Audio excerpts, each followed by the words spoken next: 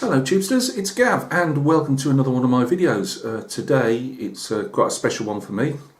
No, it's not my birthday, I don't think it's Christmas, but it might as well be because I'm introducing you to a new project, and it's this. One of my two most favourite aircraft, the F104 Starfighter, and the other one being the F4 Phantom, but we're dealing with the Starfighter today. It's a Revell kit. 1 in 72, and I'm really excited. I've always been an aviation buff. I particularly like post-war aviation, military aviation that is. Anything, you know, it doesn't really matter. Jets, turboprops, rotary, it doesn't really matter. But when I was a kid, I haven't built, as I think I said when I held up a model before, it's just that 1 in 35 striker kit, and it's still, you know, as I say, for somebody who doesn't do any modelling, I've got a stash already. I've decided to leave that off for the moment, not just because I enjoy aircraft, but I want to do an interior with that, and I can't afford a resin one, and I'd really like to scratch build it, but obviously I haven't touched a plastic kit in 30 years. So I think scratch building's a bit far advanced for me at the moment. So went back to my first love, which is aircraft, post-war aircraft, post World War II. From the age of about 10 to the age of about 18, 19, I built loads of kits from 1 in 72 aircraft, 1 in 76 armour, 1 in 35 Tamiya kits back in the day. And it's surprising when you're on eBay looking at all the different kits and you think, I built that one, I built that one. You don't realise how many you actually built. But back in the day, I had no idea. I'd just stick them together with stringy glue out the tube, brush paint them, which I know guys out there are brush painting all the time, so that's not, I'm not knocking you for doing that, I'm just saying how I used to do it as a kid. The last couple of years I've been getting more and more, I wanted to do some more modelling, and although I was always World War II, back in the day everything was World War II. I had no interest in modern flight, modern armour, ships, whatever, it was all World War II. And I was given a 1 in 48 scale, and I can't even remember, it might have been a Zukimura or a Hasegawa Starfighter, some Christmas, birthday, whatever. And I'd only, up till then, I'd only built small aircraft, and here was this. Again, we'll just show the picture here so you can get the idea. Some pointy rocket, more or less, because especially without the tip tanks on, they really are darts. And I got given this kit and built it and put it together, and I think I might put it in German markings, I'm not sure. It was the only jet I ever built, but it took absolute pride of place on my shelf, and I always loved the Starfighter from then on. There's lots of problems with, people jump in saying safety record, the Germans had a bad safety record, the Canadians did. There was a lot of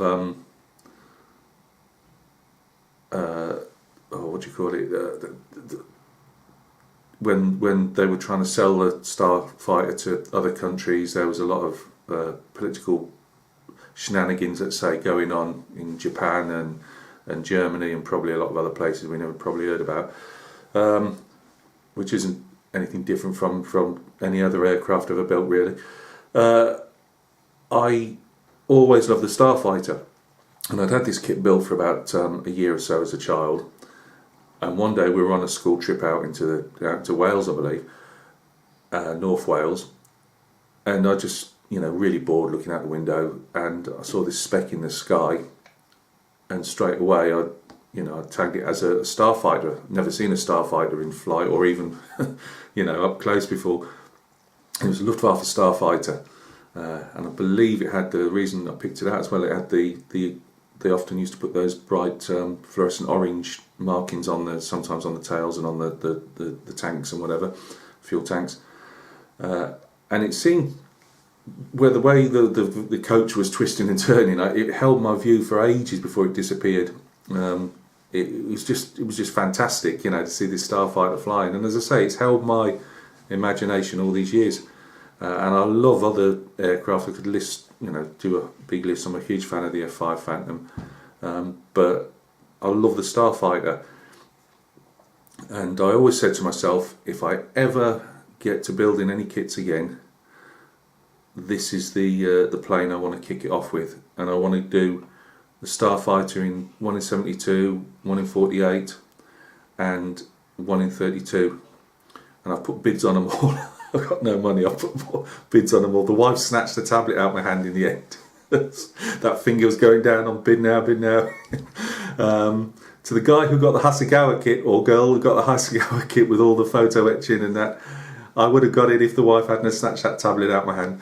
But anyway, today is going to be an unboxing. I'm not sure how detailed I can give you, because I might have done it years ago, but I don't really have a clue, let's face it. So I just want to get it out of the box and show you guys what the kit looks like on the sprue.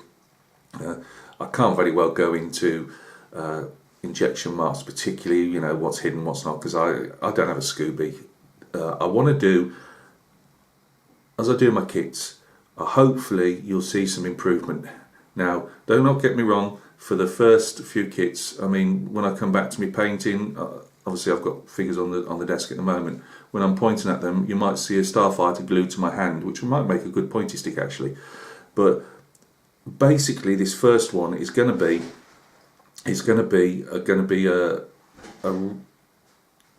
a test bed really to how I can fill things, or do all the seam lines, do them all nice, you know, just learn how to fill things. I've got a little trumpeter riveter coming, see how to do some rivets and things like that. So everything you can think of in the how do I build a kit and paint a kit, it will be in this block of videos, this vlog. It's only how Gav's done it, and done it badly probably for the first few kits. So bear with me on that. This will be the first one, the unboxing. The next one, I'm going to arrange a load of products that I've got. I'll just wait for the door to close so my wife doesn't hear how much products I've actually bought. Although she's off work this week, and unfortunately the postman's going to be knocking the door a few times. I don't know how I'm going to get away with that. But anyway, a video will be shown in the next few days with all the bits and pieces that I'm going to build this kit with. And then we'll go into, you know, how I'm doing. Every so often I'll put a video up. To all my figure painting followers, nothing's changed. I do it for a living. You'll be seeing loads of stuff, you know, coming up. But I do also want to start building some kits. How many? I really don't know. I've got no room for any of them. I don't know where I'm going to put any of these. And I actually won a bid on a 1 in 48 scale Starfighter as well, and that's coming in the next 5 or 6 days, so expect a bit of a show and tell on that. But I might well just do a video on that. Hey, this is what I've got, and obviously put it aside because it's going to take me a while to build this 1 in 72. So I'm really sorry about the ramble, but I'm dead excited. You know, it's been a long time coming, getting some glue on some plastic again. It's just going to be, as I say, as a break from painting. You know, I paint 7 days a week, literally, and it'll just be, I can have an hour or two, if it's only every couple of days, you know, having a play around with the kits. So if you've got an interest in the F104 Starfighter, then please follow along. We'll see how it turns out. If you've got an interest in plastic kits in general, making models, then hopefully you can see a more or less we'll say, let's face it, a newbie, how I get on sticking them together, filling them, and obviously painting them. I have an airbrush, but we'll go on to that on another video. So if you've got an interest in just modelling in general, this could be a vlog, build series, whatever you want to call them. I don't even know the proper name for it, but follow along on that. And if you just want to see Gav make a chucklehead of himself as he attempts his first kit in 30 odd years, obviously feel free to dip into the videos whenever you fancy a laugh. So guys, we'll go down to the bench, we'll get this box opened up. I've actually opened it to have a see, but it's still in the bag and all the rest of it, so we'll have a look. So follow me down at the bench, we'll have a look, and I might do a follow-up at the end. By then you've lost the will to live, but I might just need to say a few things. So we'll see you down at the bench. Hello guys, thanks for joining me at the bench. Here we have our Lockheed F104G Starfighter. The G was the most prevalent aircraft, especially with countries other than the United States. You know, they seem to be the most used of the aircraft. Germany, Belgium, Spain, Norway, Japan, Turkey, I believe Greece, you name it, most countries use the Starfighter. So let's just have a quick look at this. There we go. In fact, actually, let's put it down. Why am I doing that when it can actually sit on the bench? Excitement's overpowering thought here. Right, so 1 in 72 scale model, 60 parts, 24.4 centimetres and 10.9 centimetres. I take it that's wing to wing. I'm sure. I'm not used to doing unboxings of model kits. Obviously the nose arch shows a Luftwaffe variant. There's 2 variants you can have in the pack, as in decals more or less, or painted options, and we'll have a look at both of those in a minute. I'll tell you what, the boxes are a lot bigger than I remember as a kid. Right, let's put that to one side. We have our colour set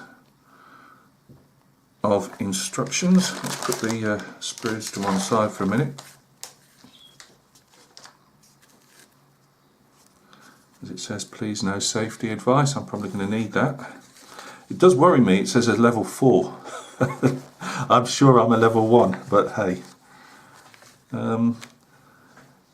I really enjoy the booklet form and the colour. As I say, I'm coming to this as, you know, 30 odd year break from things. So when I was doing them, it was just fold out sheets. Obviously showing how to paint small parts on the sprue by the look of it. I'm not going to go into huge details. There'll be anybody that follows this, they're either going to be an experienced modeller. If you've never picked a kit up in your life, it'll give you at least, well, for these Revell anyway, it'll give you an idea of what you'll be looking at. These are obviously the colour call outs, painting guides.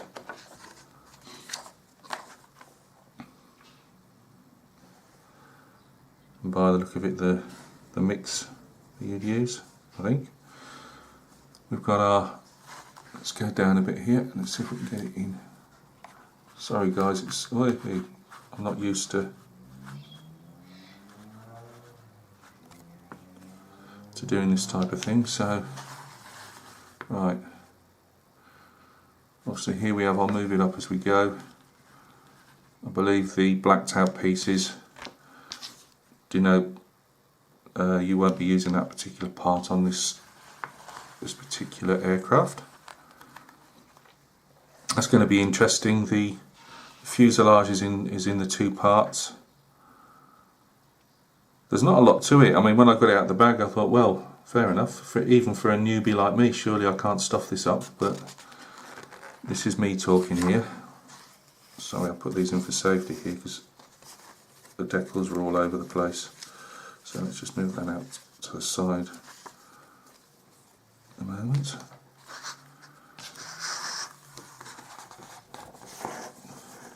Let's go. We've got building the actual ejector seat.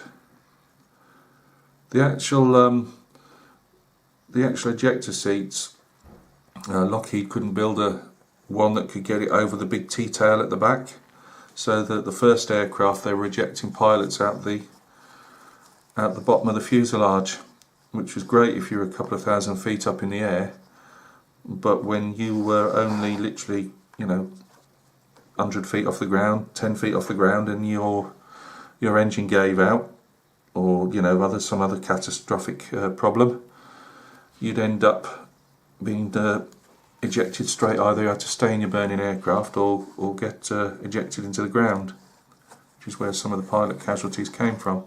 And I do believe that some of the German widows of pilots actually sued on that principle, that the plane wasn't safe. They could have used the British Martin Baker ejector seat, which I believe the Luftwaffe particularly did later on. And that's not a British thing, me being from the UK. It's just it was and is one of the best ejector seats around. I'm sorry, I don't really know how to do this without making it when it's down like this. I've done this more to show the sprues. If I was thinking, probably it would have been better to have the camera pointing the other way, but it'll give anybody an idea anyway of what you're looking at as a.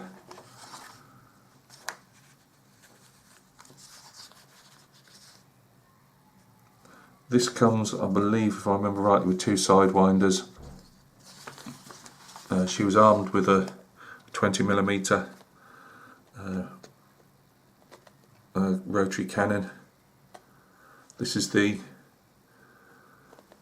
first what's it call out that you can actually paint the plane in, and this is for Jabo 33 at Buchal, Germany. Now, looking at both of the actual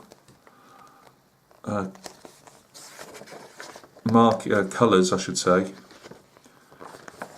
they look more or less exactly the same, as you would expect from coming from one air force. This is Jabo 34, the Allgäu. I'm sorry, it's at Memmingen, Germany. I'm very sorry to anybody from Germany. I have a complete lack of education, and I have no language skills whatsoever, including my own. I will probably be going with this scheme. I know you can get like tiger meat markings for different aircraft, and you can get end of service markings, when the planes were literally finishing their service. I do prefer all the aircraft in their daily squadron colours, with just, if they've got any shields or emblems on them, that's fine. And this is one that's quite popular. See, it would be popular if you could actually see it. Here we go. This particular shield, I like this. I see this one on a lot of photographs. So that's a Jabo, but it says Jabo with a big capital G 34. I will be looking on the internet to see what the squadron did. What I've liked about this, and I'll show you in a moment, we'll do the decals now because I want to keep them safe without trying to scratch them.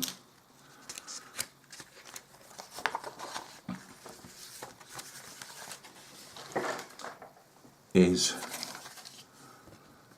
see that the amount of stencils, safety stencils on them, I think that's fantastic, because it has a lot. It's an aircraft like the F4 Phantom that does have a lot of do not touch this, do not press this button, it will self-destruct, all that type of things. And this is the emblem I particularly like. As I say, I've seen it on a lot of photographs. But no, it's more the stencils that I was expecting on a 1 in 72 that you wouldn't get a lot. But I was wrong, it's got everything. These, again, I'm moving around everywhere, sorry guys. These are fueling markers, where they put the fueling hoses in. The big one is they put under pressure, and the other two are I forgot the words now, but you literally just pour them in. Gravity, that's the word I was after, gravity fed. But this is the main fueling point. But all things like that, I didn't think they'd have those, going back to the old days, you just get some national markings really, and that was about it. But Now I'm really impressed with the amount of stencil data on these. They've even got the, let's just have a look.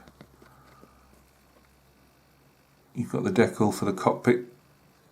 Oh, sorry guys, we'll do this right one day. For the cockpit. So no, really says printed in Italy for Revell.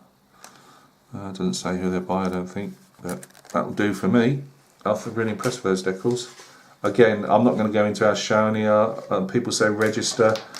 I take it register means that they actually, all the circles and crosses don't bleed into one another. I'm not 100% sure on that. Right, let's get our sprues sorted. Let's just see if we can get back a bit. There we go. Right. And of course, can I find my scalpel when I need it? Here it is. Right.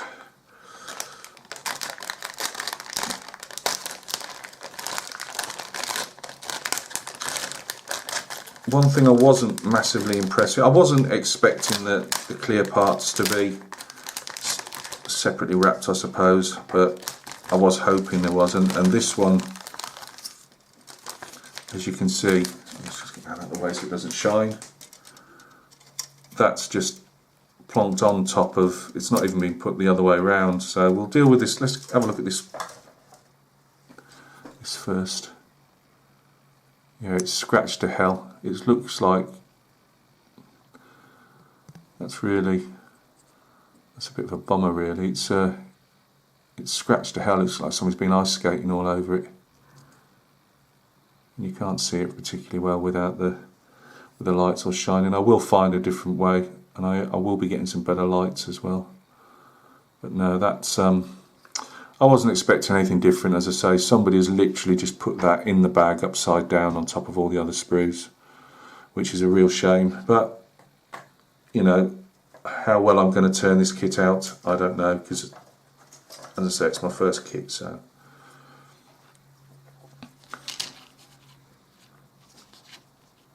in fact, actually, I'll look at this one first. Well, everything's kept on the sprue, which is good. It's in like a, I don't know if it's more beige than grey, I think, but you can call that one out yourselves. It's got, let's see if we can get in again.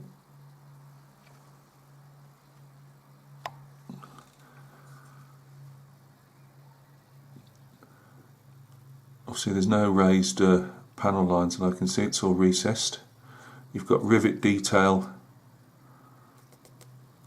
around the top here. Some nice access panels.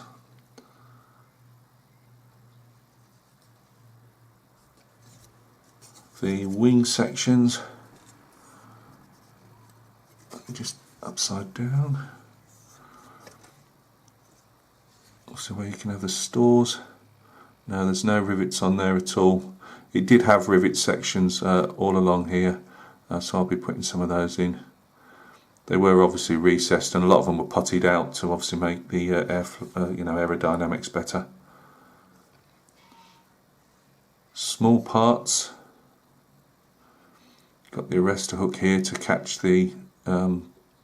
It's not for flying off flight decks. It's for catching the. They do like a safety wire if you're starting to overrun the runway.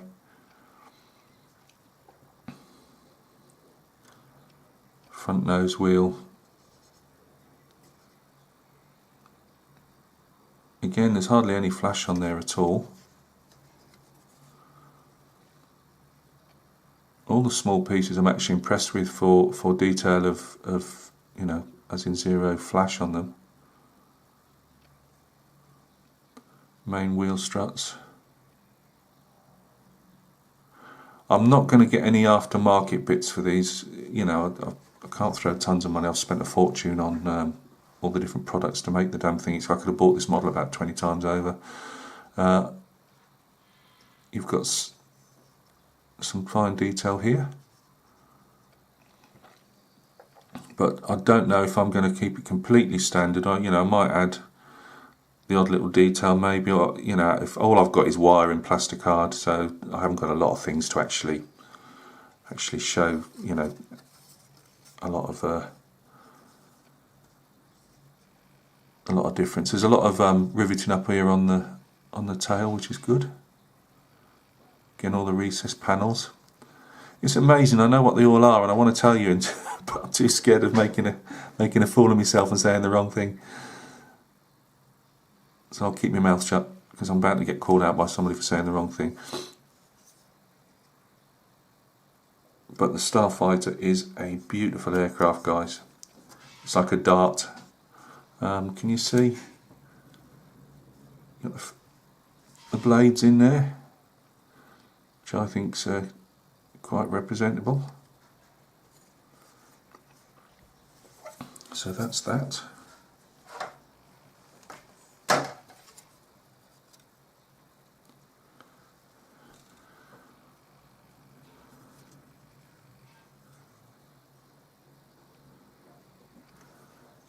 Again, we've got the fuel tanks. It's good to see because they've got the fins are smaller on one side than on the other, and they've obviously represented that there. You've got a couple of sidewinders on the side. No, I'm quite impressed with all this. Got our little seat. Yes, it's, you know, also we've got our moulded seatbelts and that there. As I say, for a first kit, it's mainly just trying to teach myself how to fill sand, stick them together without them falling apart again.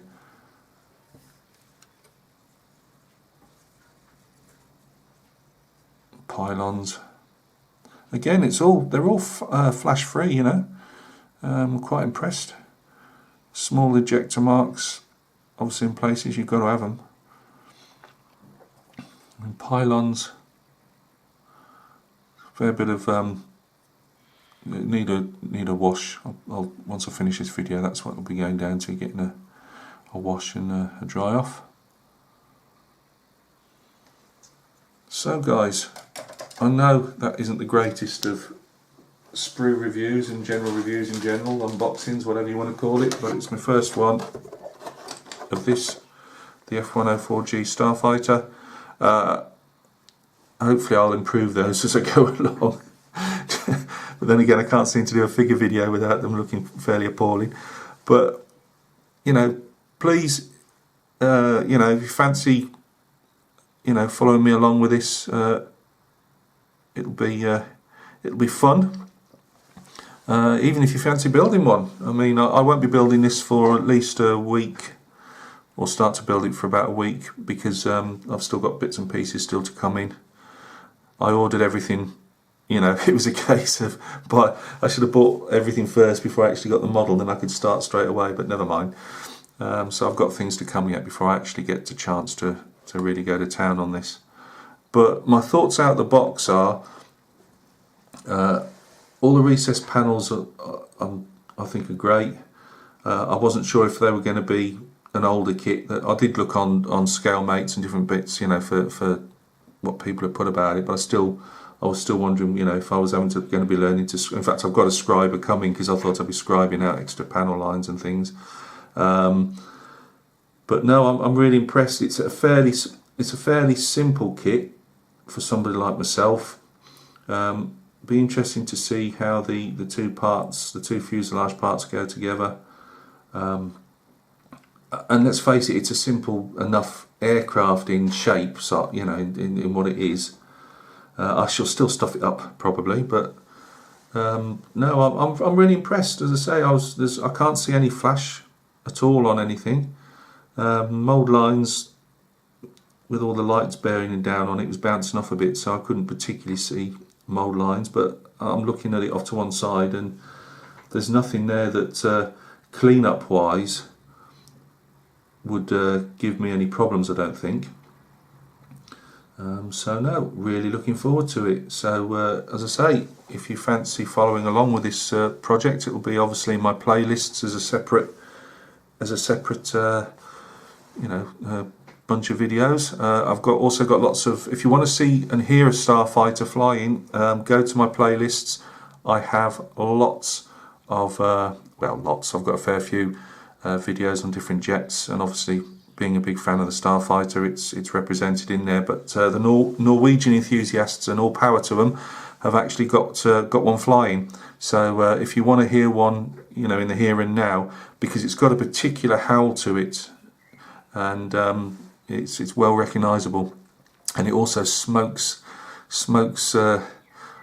like somebody smoking 100 a day fags. It really is it's a smoky aircraft. It howls. It's got a presence all of its own. So, you know, go up to my playlists, you know, find the Starfighter, and maybe just they're all, most of them are 2 minute, 3 minute videos.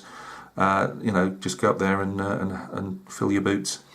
So guys, thank you very much for sticking with this huge ramble of an unboxing. The next one up, as I say, it'll just be a video showing you what I'm intending to put on the kit in case of, you know, glues and all the rest of it, and then we'll get into the actual build itself. So thank you very much for your patience and your time. Thanks for stopping by and taking a look at one of my videos again. It's always appreciated. You take care of yourselves. We'll catch each other very, very soon on another video.